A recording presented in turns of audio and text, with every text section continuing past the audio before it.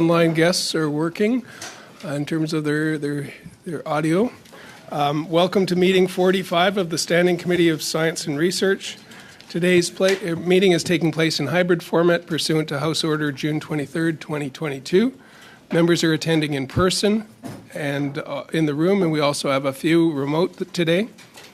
I'd like to make a few comments to the witnesses and members. We've got our witnesses here in person, so just speaking through me is the way to go, but you guys are both seasoned in this department, so welcome back. It's great to have you here. Interpretation for the people on Zoom, you know that you can choose English or French. For those in the room, you've got your earpieces on if you need them. And a reminder, again, just to work through the chair, and I'll be friendly to accommodate when I can. We've made a bit of a shift on the committee business for the end of the next hour.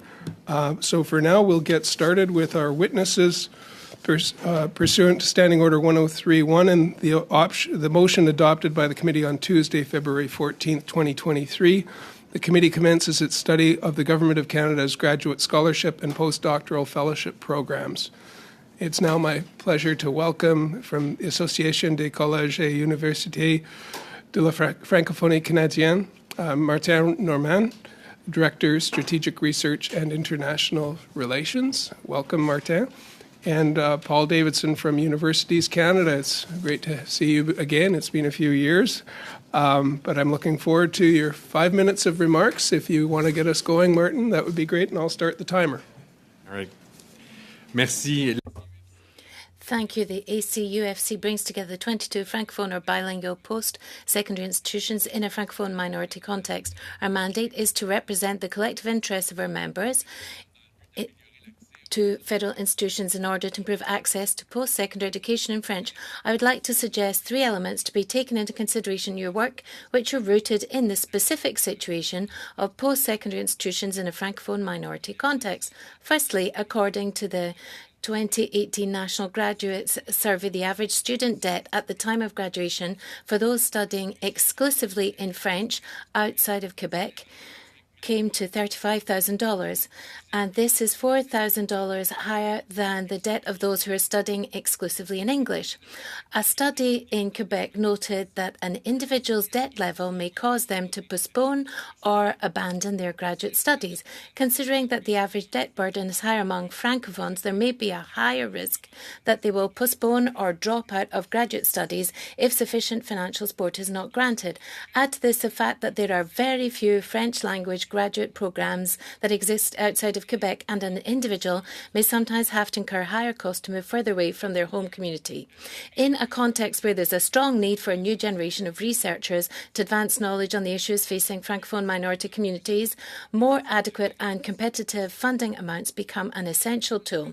Secondly, graduate students often rely on access to additional revenue to supplement their income. However, access to this supplemental income is reduced at smaller institutions in the Francophone minority context. Small post-secondary institutions and Francophone researchers are generally less competitive in federal research granting agency competitions due to institutional and linguistic biases in review panels. For example, one study has already found that small universities are less likely to receive federal government funding. You have already conducted a study on French language research and are well aware of the barriers that the French language research community faces in obtaining funding. As a result, institutions and researchers have fewer opportunities to offer graduate students possible teaching assistantships or research contracts. And once again, given the lack of sufficient funding, the gap is widening when it comes to access to graduate studies between small Francophone institutions and majority institutions. Thirdly, this context is reinforcing institutional biases. Researchers in our network of institutions have less access to graduate students to conduct grant-funded research, which can be held against them by their peer reviewers. In the absence of research grants, researchers, especially early career researchers, find themselves confined to teaching duties and are unable to attract and retain graduate students or develop an attractive research record. More adequate funding would allow smaller institutions to be more competitive and also expand the research culture. I'd like to round off with 3 recommendations. First of all, following on from others, we recommend that the value of graduate scholarships and postdoctoral fellowships should be increased to make them competitive and index them to make it attractive to pursue graduate studies. We also recommend that the granting agencies should adjust their programs so that the researchers can also offer increased financial support and more competitive salaries to student researchers and postdoctoral trainees, and that they educate stakeholders so that institutional policies would reflect this willingness to act. Finally, federal institutions are already required to take positive measures to promote the development and vitality of Francophone minority communities. If Bill C-13, which aims to modernise the Official Languages Act, is passed, this obligation will be strengthened, particularly with respect to the post-secondary sector. Federal institutions will have to implement concrete positive measures that are taken with the intention of having a positive impact on Francophone minorities amongst others, to support the creation and dissemination of information in French that contributes to the advancement of scientific knowledge. And they also need to set up evaluation and monitoring measures on these positive measures. Therefore, we finally recommend that Innovation, Science and Economic Development Canada and the granting agencies should develop, in consultation with Francophone minority stakeholders, new concrete positive measures to promote access to graduate studies for people from Francophone minority communities, and also to support the research community within these communities. These measures must be part of the government's commitment to move the post-secondary sector in a minority context towards substantive equality with its counterpart in a majority context. This could mean offering programmes tailored to the realities of these communities. Thank you very much. Monsieur Norman. Thank you, Mr. Norman. 5 minutes, Mr. Davidson from Universities Canada. Merci, le Président. Bonjour tout le monde. Thank you, Chair, and thank you, everyone. Thank you for having invited me to appear before you in person. It's wonderful to be back in person. I'm called Paul Davidson. I'm President of Universities Canada, a membership organisation representing 97 universities across the country. I just want to say a big thank you for the creation of this committee and for the way this committee is working. It is working in a nonpartisan context, driving to consensus. This is exceptionally rare and it's exceptionally valuable. It's something we've called for years, and it models other nations who have found a cross-party support for investing in research, because investing in research is investing in the future. Strong research capacity is essential for Canada and essential for economic growth, to fighting climate change, to building an equitable society, to preparing ourselves for emergencies, and building a strong healthcare system for Canadians. Let me make this real. Last night I was at an event honouring Peter Cullis, the researcher from UBC.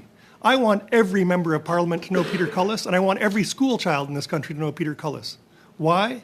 Because his groundbreaking discovery research done in the 1970s and 80s saved 10 million lives through the pandemic. He is a Canadian hero. So when people in your caucus ask, well, what's research all about? How about 10 million saved lives?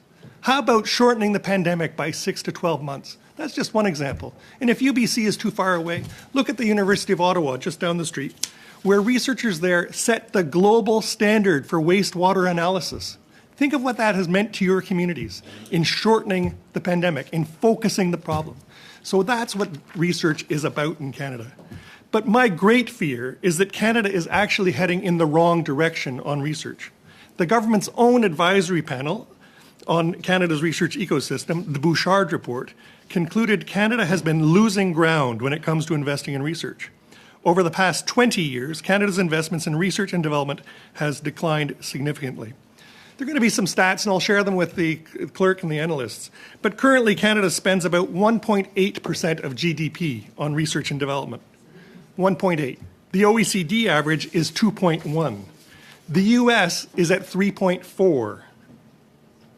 Germany is on track to reach 3.5. You say, well, those are big countries. We can't possibly compete with that. Finland has made an all-party commitment to get to 4% of GDP. And where are we? 1.8. That is the stake of international competition and investment in research. And at the same time, while the overall spending is declining, support for graduate students has been static. The number and value of awards has not changed in over 20 years. Think about living on a budget from 20 years ago. And think about that when you've got choices around the world. The U.S. is doubling down on science. I'm very proud of the government's investments to respond to CHIPS and science and the IRA Act. That addresses some of the business needs. But keep in mind, the U.S. has increased its investment in fundamental research by $200 billion. If you're a young person wondering where your future is, what does that signal tell you? Or the United Kingdom, even through 3 prime ministers in the last 18 months, has made investment in discovery research a pillar of their economic growth strategy. Not an appendix, not an afterthought, not a backward glance on what some people did in 2018 or 2012, and not a we will thoughtfully consider someday maybe getting around to. They are investing now, and that's a signal to Canada's graduate students. The situation is urgent. Our competition recognizes that investing well in research, they understand that the investments they make will play a vital role in determining where their countries will be in 10, 20, and 30 years ago. When I started this job 14 years ago, the clerk of the Privy Council said, Paul, we've been investing for 5 years, 10 years. Where are the results? I said, listen, give this time. These are transformative long-term investments. So now why are we leading in AI? Why are we leading in quantum? Why are we leading in battery production? EV battery production? Because of the environment previous governments created to attract the talent and to retain the talent. And we are in a global competition to retain that talent. Let me say that in a very discouraging, polarizing, and polarized world, there is broad public support for research. You are on the doorsteps. I ask you to invoke the name of Peter Cullis. I ask you to talk about the wastewater analysis. When people say, what does research do? Think of what it's done in your own communities, in Huron, around the agricultural community, right across the country. I could talk about how the agricultural community in the South Shore of Nova Scotia has been transformed by Acadia. This is research that matters to Canadians. The data show 90% of Canadians think the Government of Canada should make our investments in research at internationally competitive levels. Okay, I think that's where we'll stop for now and pick up on your passionate delivery through the questioning period. And thank you both for your testimony. And we're going to start off with Mr. Mazier for 6 minutes. Thank you, Chair. Over to you. Thank you for the witnesses for coming here today. We had some students in here last week. They packed the place up in here. They were part of the group that were striking either the day before or the week before. And they've told us stories. Of course, we all know the life of a graduate student. They're not very well paid, as you alluded to, both of you, as far as hasn't been increased for 20 years. Amidst them asking the government, they've been asking since 2018-19, every budget that came up, this government has not responded to those asks. And I was wondering, have both of you asked this Liberal government for increase in funding for students? Nous, comme association, ça n'a pas été. As an association, it hasn't been a file that we've directly intervened on over the last months, but we know that several of our institutions and several students within our institutions have made these requests to the different governments.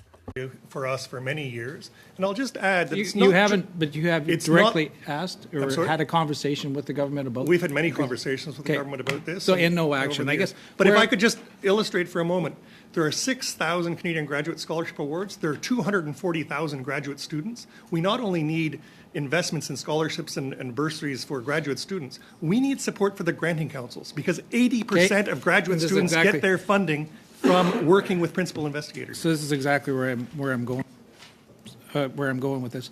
So is there anything in legislation, anything that the government can change legislatively so we can actually just increase the pay that these students are getting? For example, so you get $1 billion, like the NSERC gives out $1 billion. Is there anything limiting us in the applications that you say, no, you can't pay these students anymore? Then there's available resources, and as I've said in my statement, we are falling behind, and we've got to step up. So if you have this thing drives me nuts. If you have $1 million budget, and you got 6 students working for you, researchers, whatever it is, right? You can't take another 0.1% or another 1% and say, no, that's going to salaries, and then we're going to have to figure it out. Has that ever been asked? Principal investigators have some marge de maneuver in terms of how they fund their exercises, but the fundamental issue is there are not sufficient resources. Do you have anything? J'ajouterais aussi que I'd like to add that sometimes there are institutional policies that set salaries, and principal researchers cannot offer beyond what's set in the institutional policy. So if a principal researcher wanted to increase salaries and funding to attract particular talent, there might be a brake put on that because of certain institutional policies. Minutes. All right, thank you, Chair. I'm going to take over, share our time. Mr. Norman, you talk about some of the struggles that students are having. We've heard of students needing living in homeless shelters. A lot of the 1.5 million Canadians that now rely on the food bank are students. Are you hearing some of those horror stories? personnellement, Personally speaking, we haven't heard about that because the students are not members of our association as such, but anecdotally, we have heard some of these stories. I got a fellowship in 2006, and then in 2008, and then postdoctoral fellowships. And postdoctoral fellowship, I'd like to remind you, they are taxable. And we can talk about $34,000 per year, but once that's taxed, you have to look for supplemental income so you can have a decent living. And that's why in smaller institutions or out in rural and remote regions, that's where it's hard for researchers to actually go and get funding from the granting agencies. And it's difficult for them to offer complementary funding to students. So the choice is to continue with their graduate studies and accept that their living conditions are going to be deplorable, or else they go out onto the labour market, and with the labour shortage, wages are very competitive out there. So the labour market is more competitive compared to what you can get as a researcher trying to attract talent into your research teams. And we talk about the dollar not going as far as it used to. So as much as the federal government has been neglectful in not increasing the actual supports to students, some of their policies have driven inflation to record highs, 30-year record highs in inflation. Has that affected the institution's also ability to operate and the important research that they do? There are a number of factors at play here. Inflation is a global challenge. I'll just say that. Every institution, every country is facing a post-pandemic inflation challenge. In addition to the inflation challenges, there's also been a destabilizing at the provincial level. We all want students to succeed. The impact of the tuition freeze in Ontario has taken $2 billion out of Ontario's university system. Nobody is asking universities to do less, but there are $2 billion fewer in Ontario right now than there were recently. If you look at the Alberta situation, $400 million has been taken out by the provincial government there. So universities are being asked to do more for all parts of society, for students, for faculty, and for their communities. I'll remind members that through the pandemic, universities stayed open. Through the pandemic, universities delivered emergency PPE. Through the pandemic, we conducted research that shortened the pandemic. Okay. And we're trying to get the government and all parties' attention on the urgent need we're facing for reinvestment. Thank you, Mr. Davidson. Thank you for the questions. And now over to Valerie Bradford from the Liberals for 6 minutes, please. Thank you, Mr. Chair. And welcome to the witnesses. We really appreciate you being here. So, President Davidson, a couple of questions for you. Like, we're all convinced that it's a dire situation for our postgraduate students and doctoral researchers. So, that point has definitely been made, even in previous studies that we've done. Apart from funding amounts, are there other incentives the government of Canada could offer to graduate and postdoctoral research, besides, the stipends and... Well, yeah, I really appreciate the question. And again, the stipends and the graduate fellowship, the graduate scholarships is one vehicle.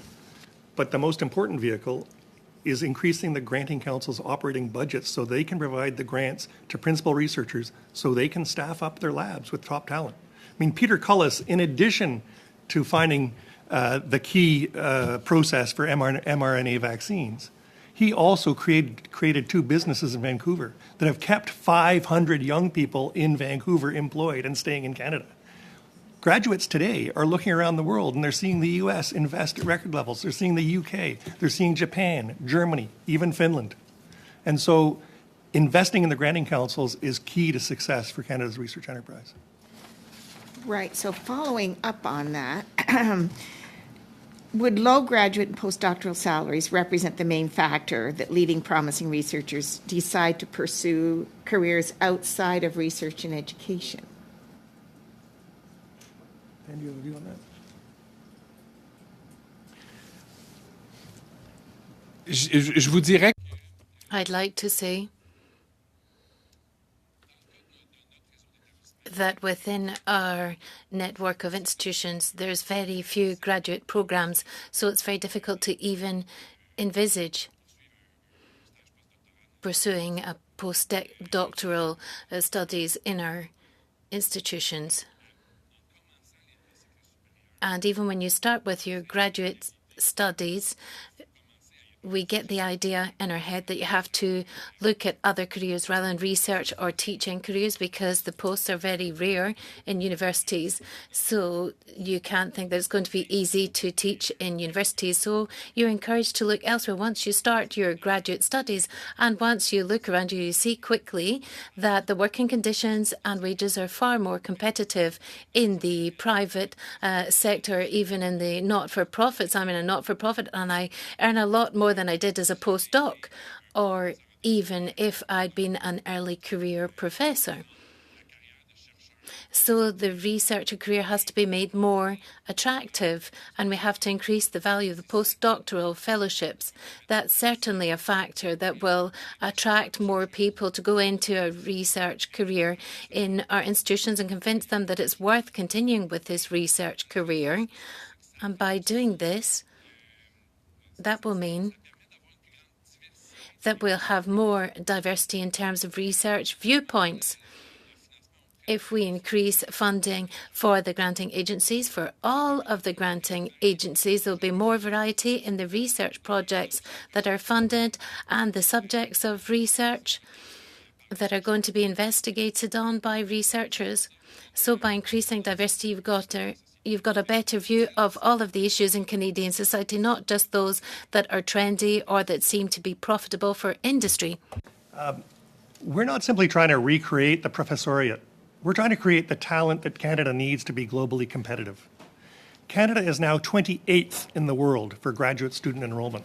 We're all proud of our undergraduate attainment, both colleges and universities. That is at record levels. But in terms of graduate attainment, we're 28th in the world. And if you look at every investment that's been made by major international companies over the last 18 months, it's about the talent.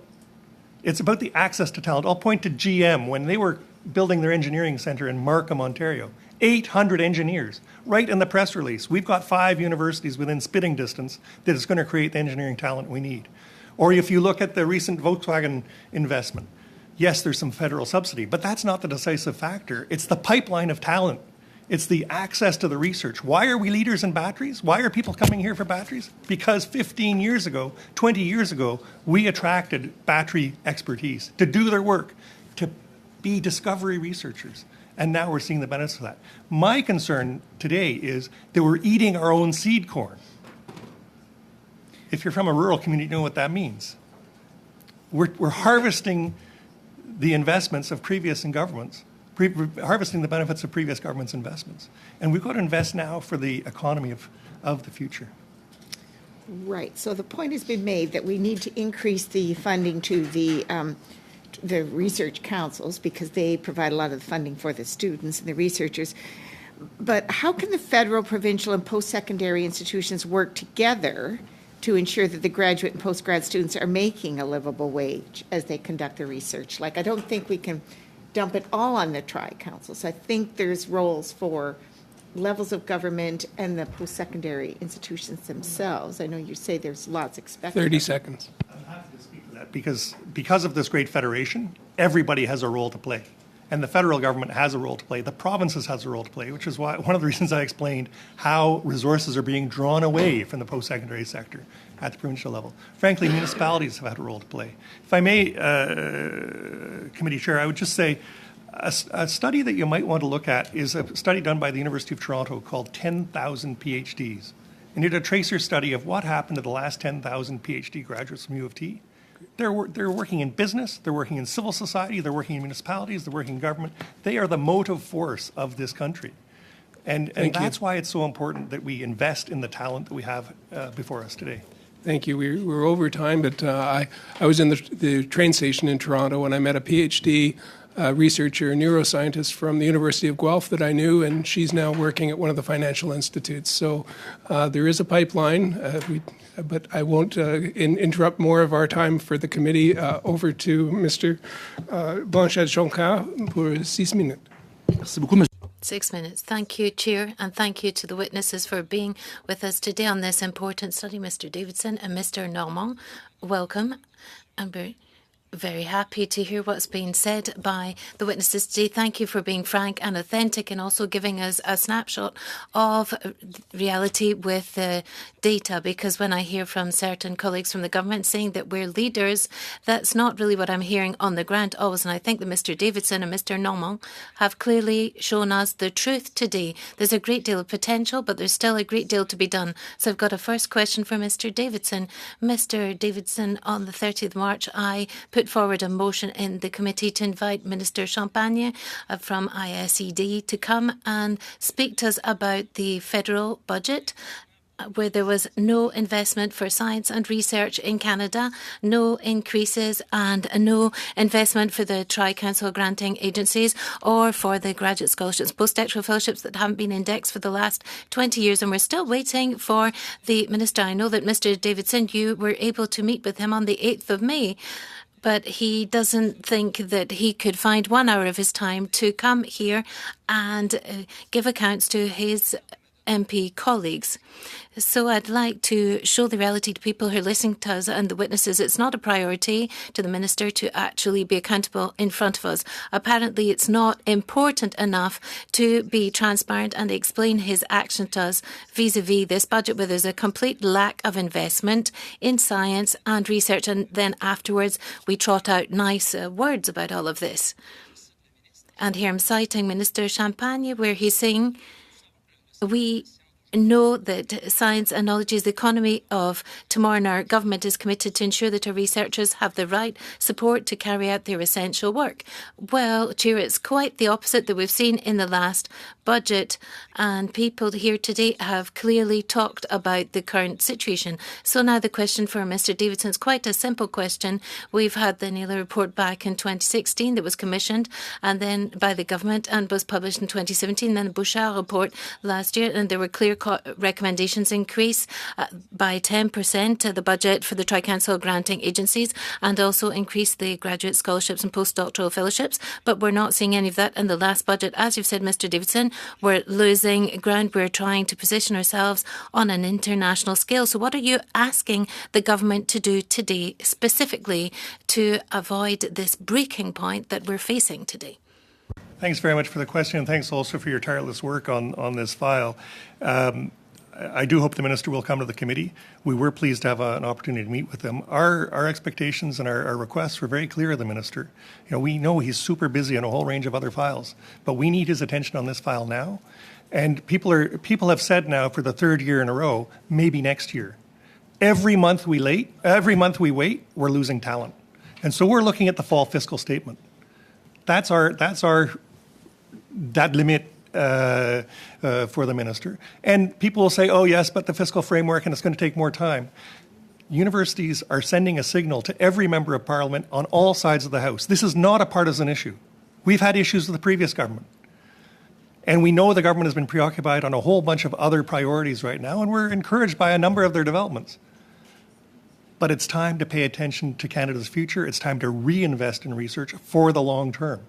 And every month we wait is a month long. Concretely, the increase to the granting councils, the increase to the number and value of the graduate students, and a mechanism to keep those moving forward as the economy grows. Merci, M. Davidson. Thank you very much, Mr. Davidson. You've really set the scene during your speech. You've explained the data, and for several months I've been trying to explain this to my colleagues and also to the members of the government to try and turn around the situation, because I'm speaking with people and you represent 97 universities in Canada. So could you clearly explain to us the consequences of lack of action from the government? What will the impact of this be? As you've said, Canada is the only country in G7 that's lost researchers since 2016 and has reduced its investments in research compared to its GDP vis-à-vis the whole GDP. That is not a trivial figure. So could you explain to colleagues here today what are the consequences of this within the scientific ecosystem and, of course, in the universities that you're representing? I've heard some people say that, oh, don't think of the budget as a snapshot, think of the movie, right? It's a good line. But frankly, we've seen this movie before in 1993, 94, 95. And frankly, that was when a committee much like this from all sides of the House came together and made it an urgent priority for the Chrétien-Martin government to invest in successive research investments. We need to see that movie, not the movie of watching top talent leave. I cite one example, Dr. Patch Sethanathan, who is now the chair of the National Science Foundation, one of the largest granting foundations in the United States. He was a young prof at the University of Ottawa in 1994. He got snagged away to Arizona State University. Arizona State University is now a world leader in commercializable research. And then he got picked by the President of the United States to head up the National Science Foundation. You know what his challenge is this year? How to spend an additional $1.5 billion this year in research. How to set up 50 innovation zones, one in every state, linked to universities in every state. Those are the challenges he's dealing with. Whereas our granting councils and our universities or presidents are having to say, well, would you just hang on for another year? Would we just hold it for another year? And that's why we're saying the fall economic statement is going to be a really important signal to the research community, not just to the graduate students, but to the principal investigators as well. So we need to see the full package. Thank you, Mr. Davidson. And great questions in response. And I was thinking of Peter Adams when you were talking. I was fortunate to meet him before he passed up in Peterborough. I know he was one of the real instigators, but we need to continue with our meeting and off with my reflections. Over to Ms. Gazan. It's great to have you here, and thank you and welcome to our committee. Thank you so much. And it's just so nice to be here today. I've heard, I'll start with Mr. Davidson or President Davidson. You're very clear. I was a longtime post-secondary educator myself, in fact, almost 20 years. And I didn't lose students because they weren't brilliant. I lost students because of poverty. And I know that according to the Canadian Federation of Students, 71% of graduate students live below the poverty line. And 1 in 3 graduate students live on less than $1,250 a month. We know that we've spoken about standards of living and how financial insecurity and poverty impact graduate students' quality of life. But I want you to focus more specifically on academic performance. For example, I had many students when I was teaching at university who would have to work 2 jobs and study. How does that impact our ability to produce students that are real experts in their fields? A couple of reflections on that, and thank you for the question. I think Canadians across the country can be proud of the commitment to make sure that every qualified student gets a good undergraduate experience. And the level of financial support for undergraduate students has actually changed considerably. And I want to do a shout out to the government here. In the early days of the pandemic, when everything was scary, the government did dramatic things on the student financial assistance file to give hope to students and to give confidence to parents that the educational journey could continue. Canada is exceptional that our enrollment actually went up and that our retention went up and our completion went up. This is convocation season, and we've got 250,000 Canadians graduating this spring, ready to put their shoulder to the wheel for Canada. The challenge is at the graduate level, where people fall off the cliff. The level of support is just not there, and I would say, as I've said earlier, opportunities elsewhere are very attractive. And so I never want to create the panic about a brain drain. It's like you don't want to create a run on the bank. But I'm telling you today that the conditions are very similar to what we saw in the early 1990s. And it took over a decade and it took billions of dollars to patch that brain drain and bring back talent to Canada. We can act now and make sure we're positioned into the future. Or we can spend another year telling graduate students, well, maybe next year, and telling principal researchers, yeah, I know Japan is doing this, and I know the UK is doing this, and someday we might have an agreement with another country. So just building on that, the brain drain is a real phenomenon, really deeply troubling for me at a time of mass misinformation where people are spewing information not based on science at all. I know that in a previous meeting, Professor Andret, I believe her name was, she was with the Canadian Black Scientists Network, told the committee about the international models for funding scholarship and bursary values for graduate and postdoctoral researchers, including Norway's system of standardization based on level and years of experience. This is for both of you. What international models for funding graduate students and postdoctoral fellows should Canada take inspiration from? Maybe one each? I don't want to overcomplicate the conversation today. Canada's system is not that bad. It's just underfunded. And I don't know how many ways and how many different times we have to say it. Because, we've had the Naylor report. We've had the Harder report. I hope this committee has looked at the Harder report that looked at international competition and how we use research to advance economic growth and prosperity. And now we've got the Bouchard report. And the Bouchard report is outstanding in many respects. It says discovery research is foundational. It says the granting councils are doing an effective job. It says that international competition is increasing. And it says we've got to act now. It makes some other recommendations about structures, but really, the critical issue now is getting the funding in place so that young people can have the future they deserve and that Canada needs. Mr. Martin or Mr. Norman, if you could respond as well. Je suis assez d'accord. I agree with Mr. Davidson.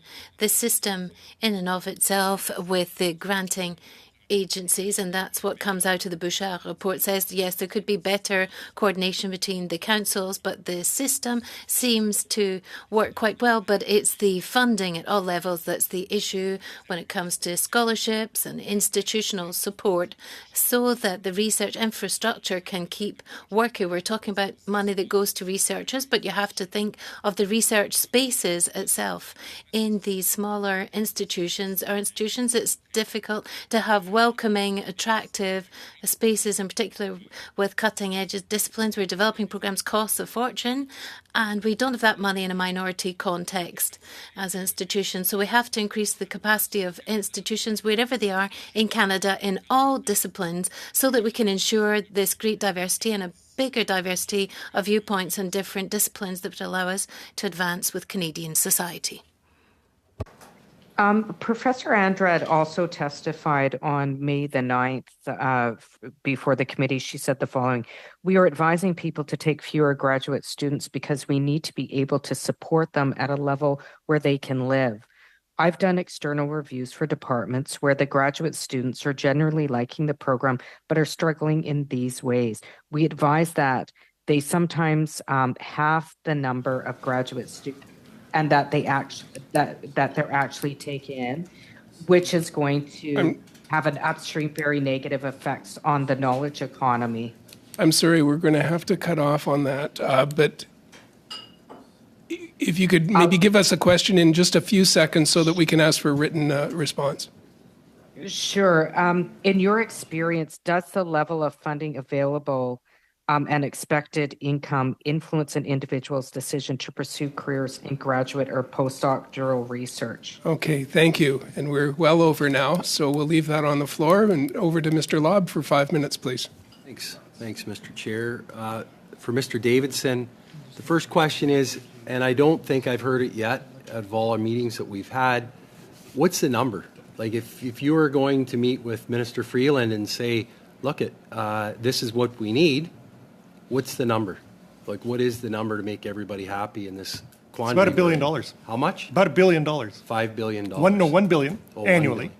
$1 billion. And $700 million of that is for the granting councils, a couple $100 million to the graduate students. And that's the order of magnitude we're speaking. Okay. $1 billion Okay. annually. So I guess, and you don't have to comment, but just a thought, like in 7 or 8 years, the budget's increased pretty well 50, 60% to almost $400 billion.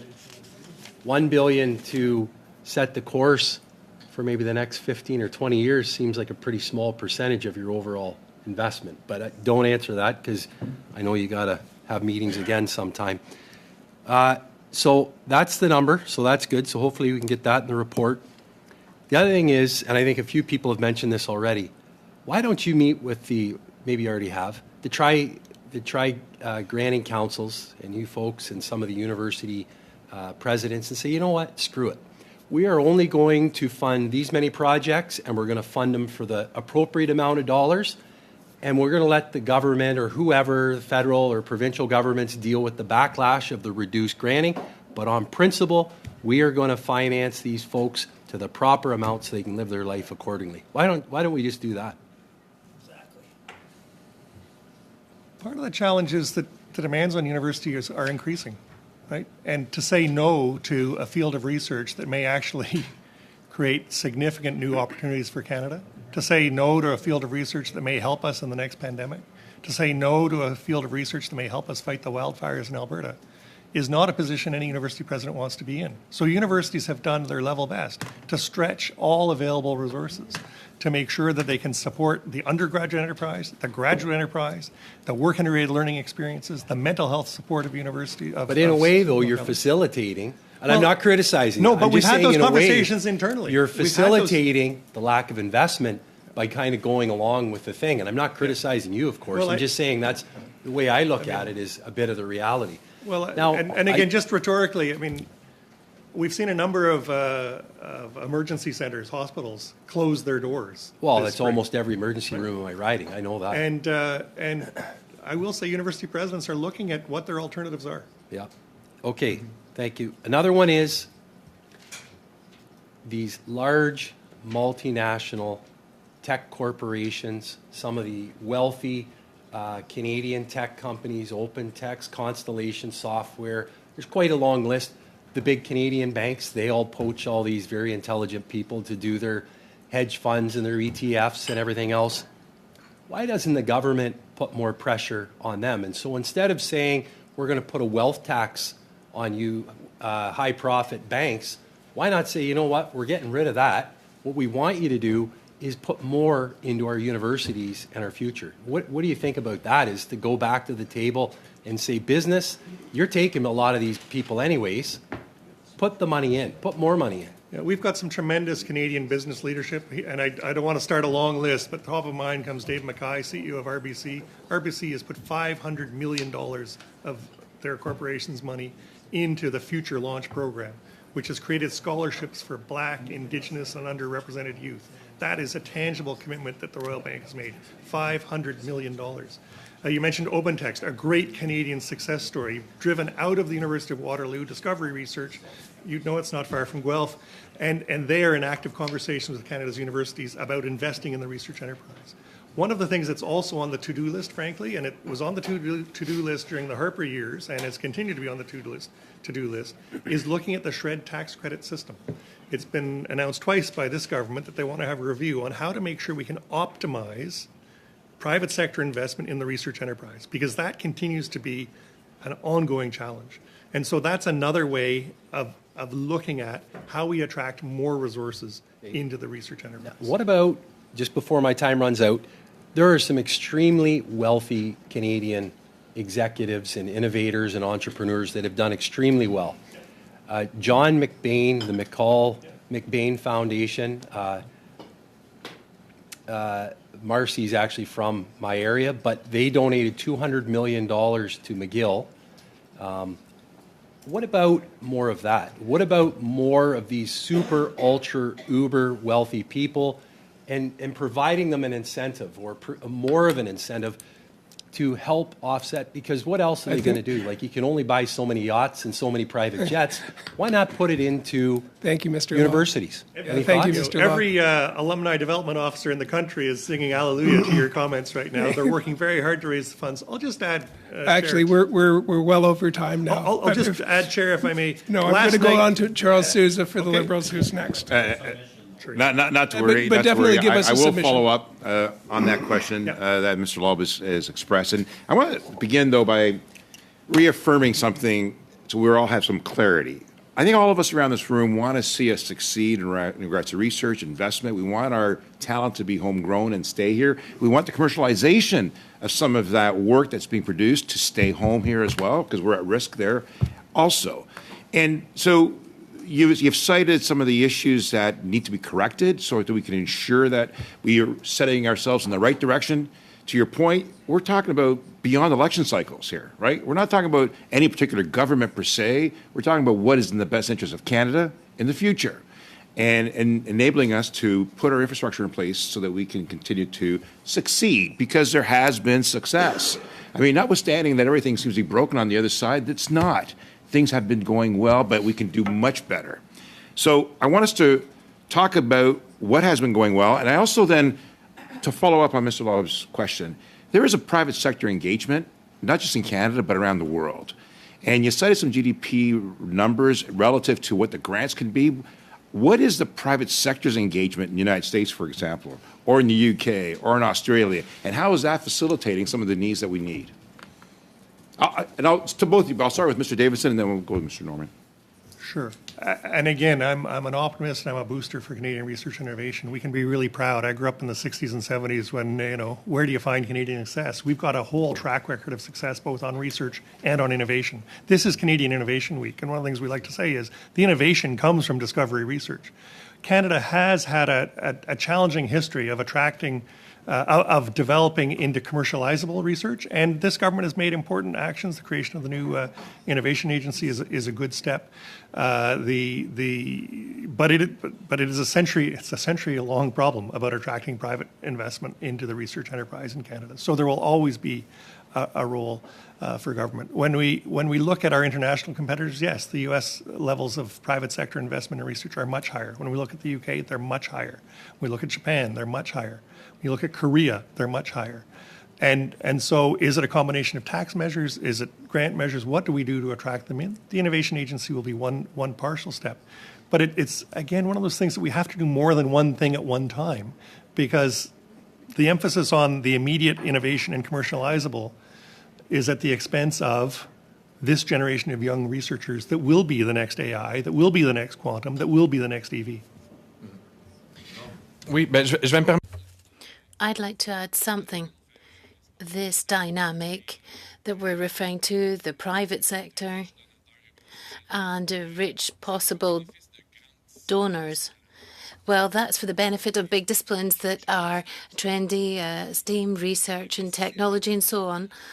If we want to go towards that model, then we're dropping once again the smaller institutions that don't have the means to offer this type of flagship program and who don't have these programs within their overall academic offer and cannot take this position vis-a-vis the big players, the big Canadian universities, the University of Toronto, which is French-speaking, Sainte-Anne in Nova Scotia, or Collège Sainte-Anne, Collège Boreal. They're linked to their local industries with SMEs that are meeting the needs of the local communities, and it's not these small SMEs that will be able to support a whole research infrastructure in rural and remote communities. So when Mr. Davidson says we need to do more than one thing at once, that is correct. Yes, we can count on this for big research projects, big innovations, big research initiatives. There's small innovative initiatives that cannot take place if there's no tailored government funding to support these small institutions that have got research fields which are very specific and they meet local needs, and nobody else is going to answer these needs. At the Université Sainte-Anne, there's a whole research team that's dealing with lobster fisheries, and if Université Sainte-Anne doesn't do it, it's not Toronto or Alberta that's going to meet the local needs of Acadian fishermen in Nova Scotia. So you need to have diversified infrastructure. I think we all agree, Mr. Norman, that it is a collaborative effort between the government and the respective big corporations and larger institutions, but it's essential to have small communities and SMEs, and some of the colleges that we were working with collaboratively with some of those SMEs are also important. So we need to have a collaborative effort, but we need to have a partnership. Right, we need to ensure that we attract and incentivize some of those efforts. So I appreciate the work. I appreciate the Bouchard report. It is being reviewed. It is being assessed. So we will take that into stock when we do our report. Thank you. Thank you so much. And Monsieur Blanchet-Joncan for 2.5, please. Merci beaucoup. Thank you very much, Chair. I'll come back to this study today on graduate scholarships and postdoctoral fellowships. But when we have a bad report, of course, we want to avoid the subject of the discussion. That seems to what we're doing here. We've had a nice demonstration of that just a minute ago. So let's get back down to the heart of the matter. And I'm going to turn to Mr. Davidson. Could you share specific data on the proportion of students that actually get federal grants compared to the amount of graduate students? And could you tell us that across the 97 universities? Could you give us some data to feed into a report? And then I'll continue with other questions for Mr. Normand, because you asked, or you said rather in your opening speech, that the average debt was higher by 4,000 compared to an English-speaking student, and 4,000 is major for a student who has to pay their rental, their travel, the groceries and so on with this grant that hasn't gone up over the last 20 years. I'd like to underline that. And then there's a big proportion of graduate students who don't even get a scholarship. That can influence whether they decide to continue their studies or go to work to refund their debt. So could you explain this gap between the Francophone and the English-speaking students in terms of debt?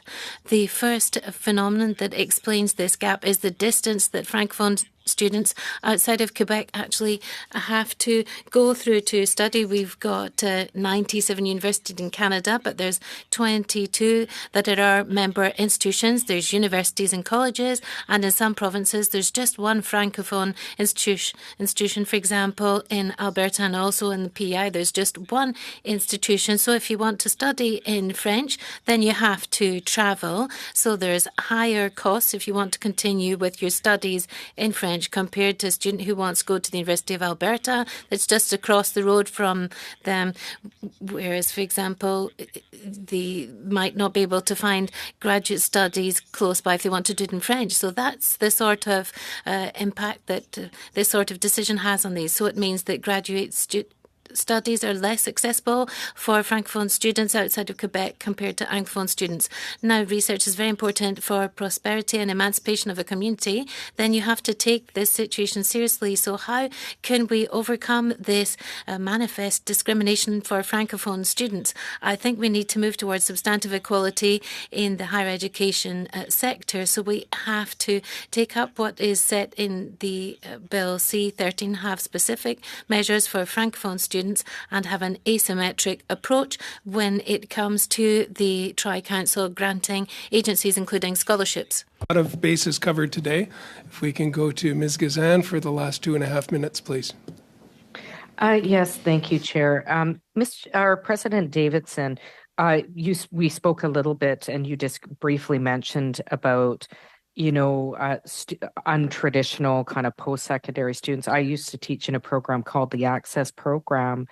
The program was designed for unsequential students, students coming from backgrounds of poverty, and one of the pillars of the program was bursaries. So, people that really didn't have outside support. I know we're talking about the graduate level, but how does the lack of financial bursaries, how is it impacting equity and equality in universities for people who do want to pursue graduate studies? This is another area where there's been some progress made in recent years, and there's more distance to go around removing barriers for accessibility, particularly for underrepresented groups and underrepresented students.